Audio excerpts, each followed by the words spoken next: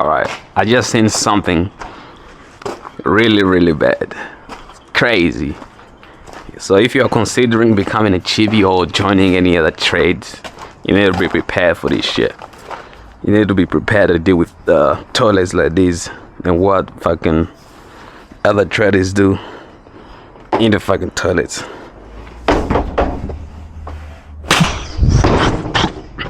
Fuck. Fuck, that's fucking bad. I can't even fucking breathe. I can't even fucking take a piss. That is bad. Fucking, I wonder what this guy ate to shit like that. Let's have a look one more time.